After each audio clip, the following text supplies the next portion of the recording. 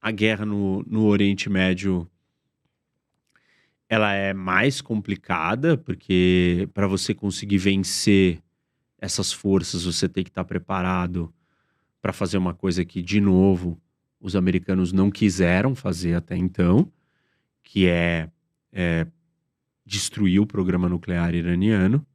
Esse é o grande problema. Esse não é um problema que vai resolver quem o Irã é, porque os ayatollahs, a guarda revolucionária, continuarão no poder.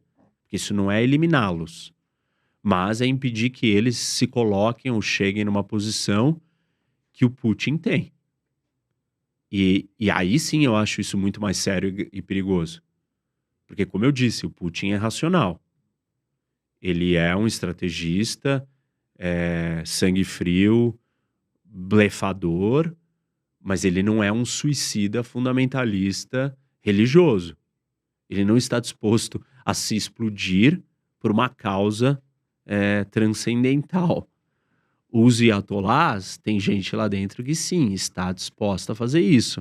Então, o Irã ter uma bomba atômica é a gente aumentar o volume desse problema numa potência bem ensurdecedora, que é o Irã poder se comportar que nem o Putin se comporta. Só que o Irã não é o Putin. O Irã é muito mais problemático, muito pior do que o Putin. Sim. No sentido ideológico, falta de racionalidade, no sentido fundamentalista e religioso. E aí você precisa destruir o programa nuclear iraniano, porque não tem nada que possa ser feito, a não ser sonho, fantasia, utopia, adoração de político de estimação, que vai achar que qualquer coisa que você disser para o Ayatollah, você vai convencê-lo a abandonar o seu programa nuclear. Mas eles estão próximos a ter acesso? Estão Então isso é próximos. um grande risco para o mundo, né? Pelo que você está falando. Maior de todos. Sempre disse que era o muito maior maior antes... ainda para Israel, né? Sempre disse que era o maior antes da Rússia e da China tomarem as posições de avanço militar que estão tomando. Então, hoje se perdeu um pouco, dado o ruído que tem com os outros conflitos. Mas eu acho e entendo que um Irã atômico ele pode ser um estopim de uma terceira guerra. Eu sempre disse que o estopim é o movimento da China em relação a Taiwan e os Estados Unidos de defender Taiwan. Só que se o Irã tiver uma bomba atômica e ele ameaçar ou usar isso, aí você abre assim, uma caixa de Pandora bastante grave e preocupante. Então o Irã não pode ter bomba atômica. E não adianta as pessoas repetirem, né, o mantra de sempre. O Trump não vai deixar. O Trump ficou 4 anos no poder e não fez absolutamente nada para impedir o Irã de ter uma bomba atômica. O que não fez absolutamente nada? Ele saiu do acordo nuclear com o Irã. Saiu. O acordo nuclear com o Irã era inútil e sonho, fantasia. Era o acordo que o Obama fez. Um acordo fantasioso que não servia para nada. Ótimo, sair do acordo nuclear está ótimo. Mas isso não resolve o problema. Porque o programa nuclear continua avançando e em construção. O que precisa ser feito? Não tem nada que você fale com o Irã que vai fazer ele mudar de ideia. Porque ele é o Irã. A não ser que você derrube os ayatollahs e a população iraniana chegue no poder e coloque outra figura com outro projeto diferente para o país. Fazer isso é uma guerra para derrubar o regime iraniano. Isso é muito difícil, muito problemático. Os Estados Unidos tiveram 2 experiências recentemente no Afeganistão e no Iraque, nas últimas décadas, e foi um grande fracasso. Não farão isso. A outra não dá para derrubar o regime, destrua o programa nuclear. Quando o Trump estava no poder por 4 anos, ele não autorizou Israel e nem ele deu a ordem para destruir o programa nuclear iraniano. Então, o Trump não quis fazer isso, o Obama não quis fazer isso, o Bush não quis fazer isso, o Biden não quis fazer isso. E o Irã continua aí, vai continuando a passos para frente. O que eu espero é que o Trump mude de ideia. Espero. Não acredito que ele também fará isso.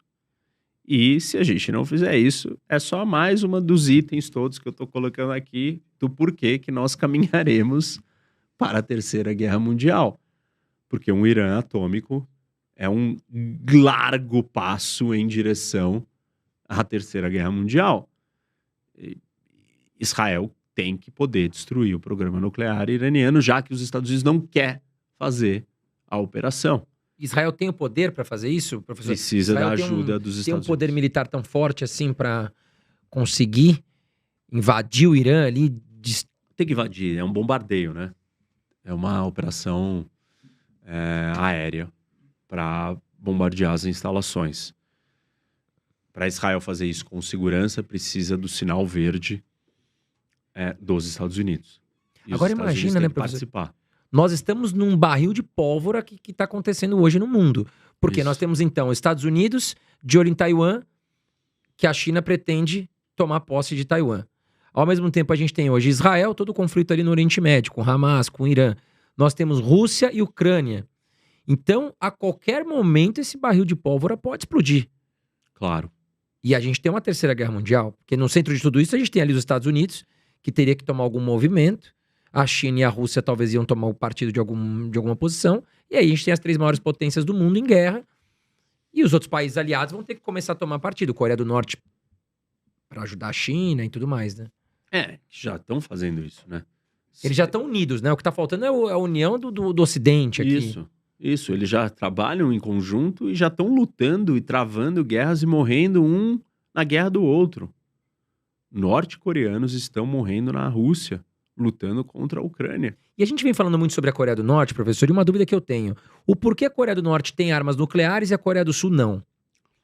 Por várias razões, né? A Coreia do Sul privilegiou se desenvolver e enriquecer, em transformar a vida da sua população. A Coreia do Norte colocou toda a ênfase da sua potência em estar preparada para atacar e invadir o seu inimigo. Essa é uma razão. A segunda razão é que a Coreia do Sul ainda tem, não sabemos se continuará tendo, a proteção dos Estados Unidos, que tem bombas atômicas. Então a Coreia do Sul não quis ter a bomba, e os Estados Unidos não queria que a Coreia do Sul tivesse a bomba. Falou, deixa que eu te protejo. Porque isso é inteligente, isso é estratégico. É manter o poder, né? Isso, você manter o poder, fala, só eu tenho isso, não tenham isso, deixa que eu defendo vocês.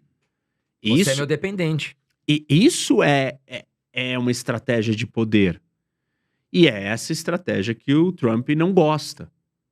Ele quer ficar fazendo a conta de quanto custa mandar os soldados americanos ou deixar os seus 35 mil soldados americanos que estão na Coreia do Sul, ao invés de pensar o que ele ganha em ter os 35. Ele não consegue fazer a conta do outro lado. Ele faz uma conta pequena. Quanto custa 35 mil soldados? A Coreia do Sul que tem os seus soldados, a Coreia do Sul que tem as suas armas. Mas não é sobre isso a conta. Esse é um lado da conta. Quanto que você ganha do outro lado? Qualquer negócio, você faz conta de quanto gasta e quanto você ganha. Claro. O Trump só faz conta de quanto ele gasta. É uma visão pequena e não é uma visão correta do ponto de vista racional, matemático, financeiro, econômico. Não é. Custo e benefício. Ele só fala dos custos. Quais são os benefícios? Os benefícios é colocarem os Estados Unidos onde eles estão. Serem a maior potência econômica, militar e política da história do mundo. Isso não é por um acaso. Isso é porque ele virou para uma boa parte do mundo e falou, não faça isso ou aquilo, eu tô aqui. Eu comando tudo e todos. Vocês dependem da minha segurança. Vocês estão debaixo da minha asa. Eu tenho só as armas mais poderosas. E não é todo mundo ter essas armas. O que o Trump vai forçar, se ele abandonar Taiwan, Ucrânia, Coreia do Sul, Japão, ele vai forçar todos esses países a fazerem o quê? Desenvolverem bombas atômicas. Claro, porque eles vão ter que se proteger de alguma forma. E aí os adoradores de político de estimação vão repetir o quê? Na época do Trump não teve guerra. Claro, demora alguns anos para você desenvolver uma bomba atômica. Depois nós vamos ter 30 países com bomba atômica no mundo. Aí vamos ver se não vai ter guerra. Aí ferrou. Mas quem é que plantou a semente para aquela situação acontecer? Foi exatamente o Trump com uma postura dessa, entendeu? Então, assim, isso não é sobre a adoração incondicional de alguém.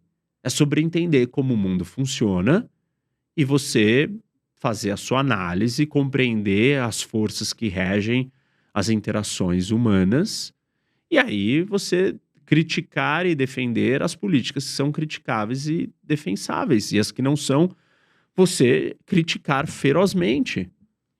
Você pode achar que o Trump é infinitamente superior e melhor nas questões da guerra cultural, porque é uma aberração política identitária, porque é um absurdo a gente ficar falando de ideologia de gênero.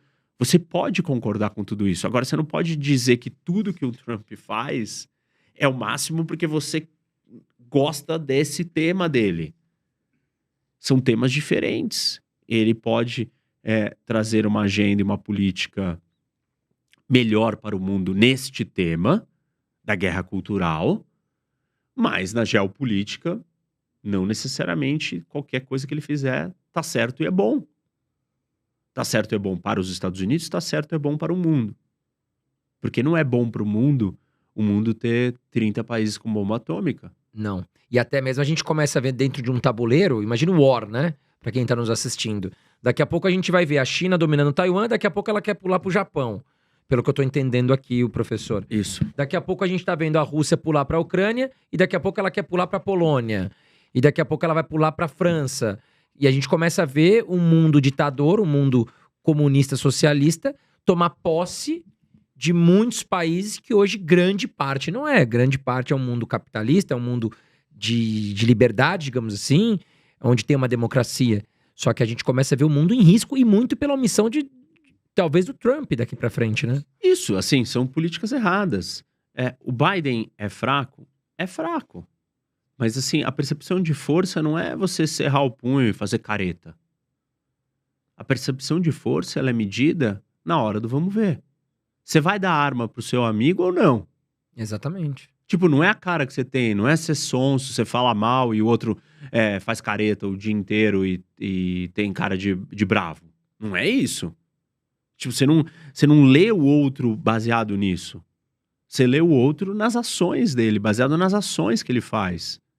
Isso não é um jogo bobinho de, tipo, que você vai encontrar com ele uma vez e vai olhar pro Biden e pro Trump e vai chegar às suas conclusões. Você vai ver o que cada um faz. E eu não tô dizendo que o que o Biden fez é suficiente. Tô dizendo que não é. Tô identificando um problema estrutural em todos, dentro das sociedades, transcende os líderes. O problema não é o Biden só, o problema não é o Trump só.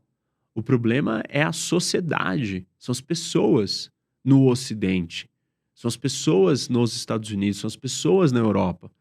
As pessoas perderam o estômago, a disposição de lutar por aquilo que elas acreditam.